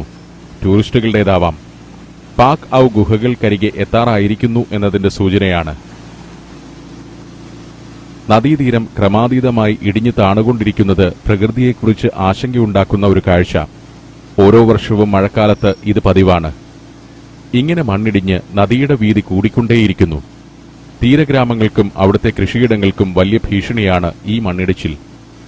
എന്നാൽ ഇത് പ്രതിരോധിക്കാനുള്ള ഫലപ്രദമായ പദ്ധതിയൊന്നും ഇപ്പോഴും ഇവിടെ നടപ്പാക്കി തുടങ്ങിയിട്ടുമില്ല. ബോട്ട് പാക് ഔ ഗുഹകളുടെ അടുത്തെത്താറായിരിക്കുന്നു. തെക്കൻ ചൈനയിൽ കാണപ്പെടുന്ന തരം മനോഹരമായ പാറക്കെട്ടുകളാണ് മുന്നിൽ. ഈ മേഖലയിലെ ഒരു വലിയ ടൂറിസ്റ്റ് കേന്ദ്രം കൂടിയാണ് പാക് ഔ ഗുഹകൾ. ടൂറിസ്റ്റുകളുമായി എത്തിയവയും കടത്തിനുള്ളവയുമൊക്കെയായി ധാരാളം ബോട്ടുകൾ എപ്പോഴും ഇവിടെ ഉണ്ടാകും. പിന്നെ മത്സ്യബന്ധന ബോട്ടുകളും. അക്കരെ ഒരു ചെറിയ ഗ്രാമം കാണാം. ബാൻ പാക് ഔ എന്ന ഗ്രാമമാണത്. മലഞ്ചെരുവിൽ അതിസുന്ദരമായ ഒരു ഗ്രാമമാണ് പാക് ഔ. ഗുഹാസന്ദർശനത്തിനു ശേഷം അവിടെയും ഒന്ന് പോകണം. ഗ്രാമത്തിന്റെ നേരെ എതിർവശത്താണ് പാക് ഔ ഗുഹകൾ. ബോട്ട് കൂറ്റനൊരു പാറയുടെ ചുവട്ടിലേക്കെത്തുകയാണ്. പാറച്ചുവട്ടിൽ വലിയൊരു പൊത്ത്. പാക് ഔ ഗുഹാമുഖം അതാണ്. പ്രധാനമായും 2 ഗുഹകളാണ് ഇവിടെയുള്ളത്. അവയിൽ രണ്ടാമത്തെ ഗുഹയുടെ അരികിലേക്ക് ബോട്ട് അടുത്തു. മുളഞ്ചെങ്കാണം പോലെ വെള്ളത്തിൽ പൊങ്ങിക്കിടക്കുന്ന ഒരു പ്ലാറ്റ്ഫോം. അതിലേക്കാണ് ബോട്ടിൽ നിന്നിറങ്ങേണ്ടത്. പ്രാചീന ഭാവവുമായി നിൽക്കുന്ന പാറക്കെട്ടിന്റെ ഉദരത്തിലാണ് ഗുഹകൾ. പ്രവേശന കവാടത്തിലൊന്നും വലിയ തിരക്കില്ല. വൈകുന്നേരമായതോടെ ആളൊഴിഞ്ഞതാണ്. ഗുഹയിലേക്കുള്ള പ്രവേശന സമയം അവസാനിക്കാറായിരിക്കുന്നു. മുഴന്തഴുതലിന്റെ ആ പ്ലാറ്റ്ഫോമിലേക്കിറങ്ങി ബോൺലയുടെ പിന്നാലെ കരയിലേക്ക് നടന്നു. മുളഞ്ചെങ്ങാടം അവസാനിക്കുന്നത് റബ്ബർ കൊണ്ടുള്ള ഫ്ലോട്ടിംഗ് പ്ലാറ്റ്ഫോമിലാണ്. കുടച്ചുവട്ടിലിരിക്കുന്ന പെണ്ണുങ്ങളിൽ നിന്ന് ടിക്കറ്റ് വാങ്ങി ബോൺല വന്നു. 20,000 കിപ്പാണ് ടിക്കറ്റ് നിരക്ക്. ഗുഹകൾ അടയ്ക്കാൻ നേരമായതിനാൽ മുകളിലെ ഗുഹയിലേക്ക് ആദ്യം പോകാമെന്ന് ഞങ്ങൾ തീരുമാനിച്ചു. ചെറിയ മരപ്പാലം കടന്ന് ചാടിത്തുള്ളി ബോൺല മുന്നിൽ പോകുന്നു. പാറയുടെ പാർശ്വത്തിലൂടെ അപ്പർ കേവ് വരെ കോൺക്രീറ്റ് പടവുകളുണ്ട്. എപ്പോഴും വെള്ളമൊഴുകുന്നതിനാൽ വഴുവഴുപ്പുള്ള പടികൾ. അതിലൂടെയുള്ള കയറ്റം അല്പം ശ്രമകരമാണ്. ഇടയ്ക്ക് ഇങ്ങനെ ചില വിശ്രമ കേന്ദ്രങ്ങളുണ്ട്. വഴികാട്ടിയായ വിരുദ്ധൻ മുൻപേ കയറിപ്പോയി കഴിഞ്ഞു. കിതപ്പോടെ ഞാൻ പടവുകൾ കയറി. താങ് തിയൂങ് എന്നു പേരുള്ള മുകളിലെ ഗുഹ കണ്ട് അവസാനത്തെ സഞ്ചാരികളും മടങ്ങുകയാണ്. ബോൺലയ്ക്ക് ഗുഹയിലെ ജീവനക്കാരിയെ കൂട്ടുകിട്ടിയിരിക്കുന്നു. തെല്ലൊന്ന് വിശ്രമിക്കുമ്പോൾ മുന്നിലെ കാഴ്ച ഇതാണ്. സിമന്റ് പടികൾ താങ് തിയൂങ് ഗുഹയുടെ മുന്നിൽ അവസാനിക്കുന്നു. അടുത്ത ഒരു കുതിപ്പിൽ അവിടെയെത്താം. ഗുഹാമുഖം ദാരുശില്പങ്ങളാൽ അലങ്കൃതമാണ്. ഇതാണ് പാക് ഔ ഗുഹകളിലെ ഏറ്റവും വലുത്. ബോൺലയോടൊപ്പം മല കയറി വന്ന ജീവനക്കാരി അവിടെ വിശ്രമിക്കുന്നുണ്ട്. അവളുടെ പക്കൽ നിന്നും ടോർച്ചെടുത്ത് ബോൺല ഗുഹയിൽ എനിക്ക് വഴികാട്ടി. തണുപ്പും ഇരുട്ടും കുടിപാർക്കുന്ന ആ ഗുഹയിലേക്ക് ഞാൻ പ്രവേശിച്ചു. പ്രാചീനമായൊരു വന്യതയുമായി ചരിത്രം ഉള്ളിലൊതുക്കി നിൽക്കുന്ന ഗുഹ. ഗുഹയുടെ മുകളിൽ നിന്ന് വെള്ളം ഇറ്റിറ്റു വീണുകൊണ്ടിരിക്കുന്നു. ഈ ഗുഹകൾ കണ്ടുപിടിക്കപ്പെട്ട കാലം അജ്ഞാതമാണ്. 2 നൂറ്റാണ്ട് മുൻപ് തന്നെ ലുവാങ് പ്രബാങ്ങിലെ രാജാക്കന്മാർക്ക് ഈ ഗുഹ ഒരു തീർത്ഥാടന കേന്ദ്രമായിരുന്നു. അവരാണ് പാക് ഔ ഗുഹകളുടെ സംരക്ഷണത്തിനായി ആദ്യമായി പ്രത്യേക പദ്ധതികൾ തയ്യാറാക്കിയത്. ഓരോ രാജകുടുംബവും പാക് ഔ ഗുഹകൾ സന്ദർശിക്കുമ്പോൾ ഓരോ ബുദ്ധവിഗ്രഹവും ഇവിടെ കൊണ്ടുവന്ന് വെക്കുന്ന ഒരു പതിവുണ്ടായിരുന്നു. ഗുഹാസന്ദർശനത്തിനെത്തുന്ന പ്രജകളെല്ലാം ആ പതിവ് തുടർന്നു. രാജഭരണകാലത്ത് വർഷത്തിലൊരിക്കൽ ഇവിടെ ഒരു ഉത്സവവും നടന്നിരുന്നു. 1975 വരെയും അത്തരം മതപരമായ ഉത്സവങ്ങളുടെ വേദികളായിരുന്നു പാക് ഔ ഗുഹകൾ. ഞാൻ പുറത്തേക്കിറങ്ങി. അതോടെ ജീവനക്കാരി ഗുഹയുടെ ഇരുമ്പ് വാതിലുകൾ അടച്ച് അത് താഴിട്ട് പൂട്ടി. 1932 താങ് തിയൂങ്ങിന്റെ മുൻഭാഗം ഈ വിധത്തിൽ നിർമ്മിച്ചത്. ഞാനും പാറയുടെ പാർശ്വത്തിലൂടെ താഴേക്ക് നടന്നു. ലാവോസിൽ ബുദ്ധമതം വലിയ പ്രചാരം നേടുന്നതിനു മുൻപ് തന്നെ പാക് ഔ ഗുഹകൾ ശ്രദ്ധേയമായിരുന്നു. ആദ്യകാലത്ത് ഈ പ്രദേശത്തെത്തിയ ബുദ്ധസന്യാസിമാർ ഈ ഗുഹകളിൽ താവളമടിച്ചിരുന്നെന്ന് ചരിത്രം. ഇതാണ് താഴത്തെ ഗുഹ. ടിക്കറ്റ് കൗണ്ടറൊക്കെയുള്ള തീരഭാഗത്തിന്റെ തൊട്ടുമുകളിലാണ് ഈ ഗുഹ. താങ് തിങ് എന്നാണ് ഈ ഗുഹ അറിയപ്പെടുന്നത്. പാക് ഔ ഗുഹകളിൽ ഏറ്റവും പ്രാധാന്യമുള്ളത് താങ് തിങ് ആണ്. പല തട്ടുകളുള്ള ഒരു ക്ഷേത്ര സമുച്ചയം പോലുണ്ട് ഗുഹയുടെ ഉൾഭാഗം. എല്ലായിടത്തും ബുദ്ധവിഗ്രഹങ്ങൾ, താന്ത്രിക ചിഹ്നങ്ങൾ, ഇന്ത്യൻ ക്ഷേത്ര ചുവരിലുള്ള തരം പ്രതിമകൾ. പല രാജ്യങ്ങളിലായി നിരവധി ബുദ്ധവിഹാരങ്ങളും ക്ഷേത്രങ്ങളും ഞാൻ സന്ദർശിച്ചിട്ടുണ്ട്.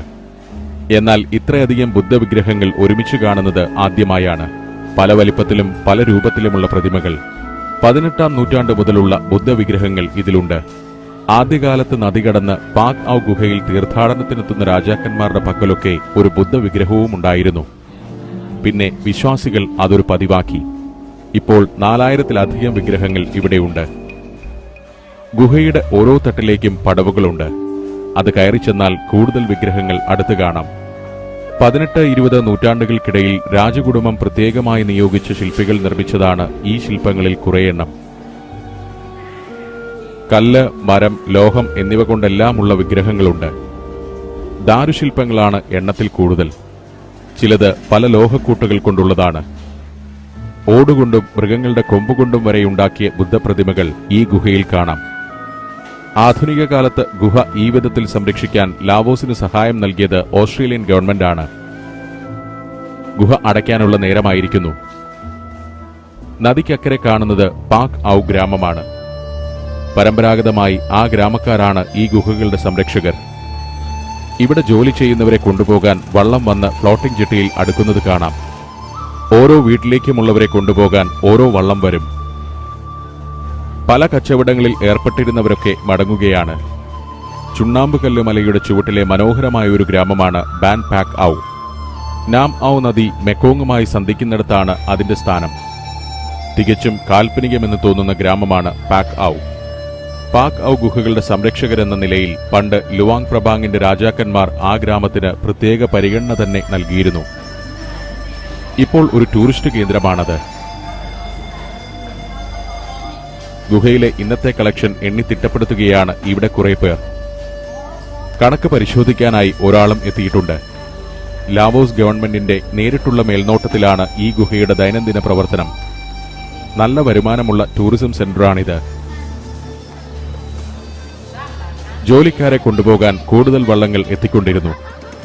വീട്ടിൽ നിന്നുള്ള ബോട്ട് കാണുമ്പോഴേക്കും കരയിൽ നിൽക്കുന്ന പെണ്ണുങ്ങൾ കലമ്പൽ തുടങ്ങും. യാത്ര പറച്ചിലിന്റെയും മറ്റും ബഹളമാണ്.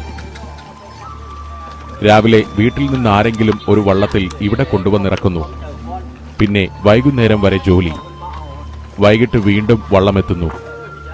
ഇനി ചെന്നിട്ട് വേണം വീട്ടുപണികളിൽ മുഴുകാൻ. ലാവോസിൽ ഹോട്ടൽ ജോലികളിലും വ്യാപാരശാലകളിലുമൊക്കെ കൂടുതലും സ്ത്രീകളെയാണ് കാണുക.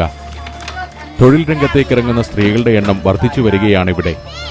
20-ാം നൂറ്റാണ്ടിന്റെ തുടക്കം വരെയും വീടുകളിൽ മാത്രം ഒതുങ്ങിക്കഴിഞ്ഞിരുന്നവരാണ് ലാവോസിലെ പെണ്ണുങ്ങൾ. 1930കളിൽ ഇൻഡോ ചൈന മേഖലയിലുണ്ടായ രാഷ്ട്രീയ വിപ്ലവങ്ങളാണ് ലാവോസിലെ സ്ത്രീകളുടെ പദവി ഉയർത്തിയത്. ഇന്നാട്ടിൽ കമ്മ്യൂണിസ്റ്റ് വിപ്ലവ പ്രസ്ഥാനം മുളപൊട്ടിയപ്പോൾ അതിന് ശക്തി പകർന്ന് സ്ത്രീകളുടെ കൂട്ടായ്മകൾ രൂപപ്പെട്ടു. സ്വാതന്ത്ര്യസമരത്തിലും അവർ നിർണായക പങ്കുവഹിച്ചു. 2ാം ലോകമഹായുദ്ധാനന്തരം ലാവോസിൽ സജീവമായ വനിതാ പ്രസ്ഥാനമായിരുന്നു ലാവോ ഇസാല വുമൺ. തുടർന്ന് ലാവോ പീപ്പിൾ റവല്യൂഷണറി പാർട്ടി രൂപീകൃതമായപ്പോൾ അതിന്റെ വനിതാ വിഭാഗവും സജീവമായി. ജീവനക്കാരുമായി അവസാന വള്ളവും ജെട്ടിയിൽ നിന്നാകുന്നു. കടവിൽ ഞങ്ങൾ മാത്രമായി. മലനിരകളിൽ കോടയും ഗ്രാമങ്ങളിൽ ഇരുളും പരക്കുകയാണ്. ഞങ്ങളും ബോട്ടിലേക്ക് നടന്നു. കാത്തുനിൽക്കുകയായിരുന്ന ഡ്രൈവർ അകത്ത് കടന്ന് തന്റെ മുറിക്കസാര വലിച്ചിട്ട് മടക്കയാത്രയ്ക്കായി ബോട്ട് സ്റ്റാർട്ട് ചെയ്തു.